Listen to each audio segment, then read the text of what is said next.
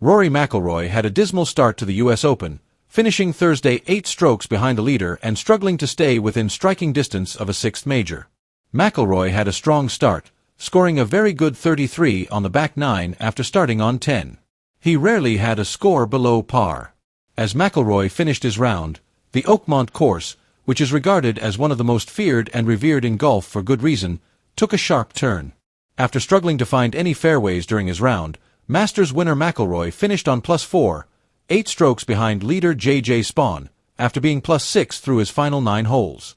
McIlroy has had his share of setbacks at this tournament. The last time we went to Oakmont, in 2016, the Northern Irishman did not make the cut. The Irishman's setback last year was so devastating that he gave the championship to Bryson DeChambeau by stealing victory over the last 4 holes. McIlroy chose not to talk to the media and immediately left the course following that meltdown in the final round. As was the case during last month's PGA Championship, this was repeated following a challenging Thursday at Oakmont. McIlroy clarified that the reason he chose to avoid the media at the PGA was because of the controversy surrounding his driver at that tournament. However, his media blackouts have not been without controversy. The 5-time major champion was criticized by the well-known U.S. golf podcast No Laying Up for disappointing the U.S. Open crowd.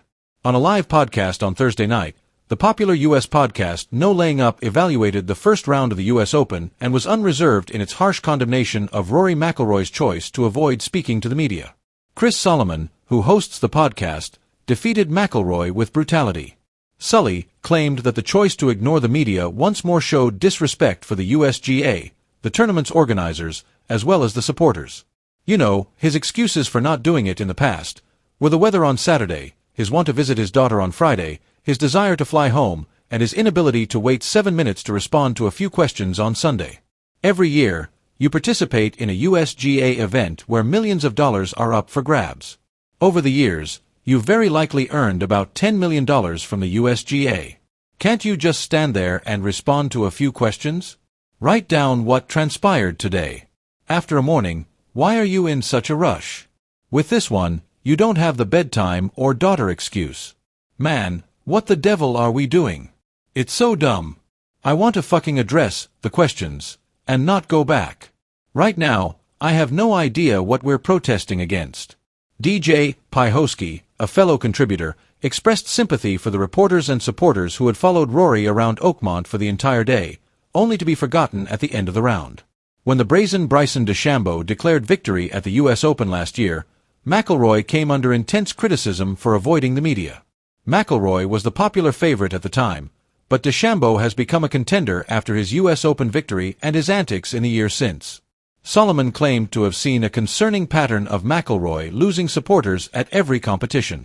I mocked Bryson's popularity over Rory last year, believing it to be misdirected crowd energy. I think, well, Bryson has done nothing but further promote his new brand and style of communicating with the fans, which is what media contact is, a year later. The exact opposite is what Rory has done. You know what, now that Bryson is a fan favorite, this feels a lot more deserved. It's disturbing to me that Rory seems to be losing admirers every week. No offense intended, but I don't like the way he's handled things, and I'm not thrilled to watch him this week. I found myself not rooting for him today, which may have been one of the first times I've ever felt that way. The main takeaway from No Laying Up was that, no matter how challenging the questions are for Rory McIlroy following a match like Thursday's, they will only get more challenging the longer he avoids media appearances. McIlroy, Shane Lowry, and Justin Rose will all start the second round of the US Open at 6:25 p.m. Irish time on Friday.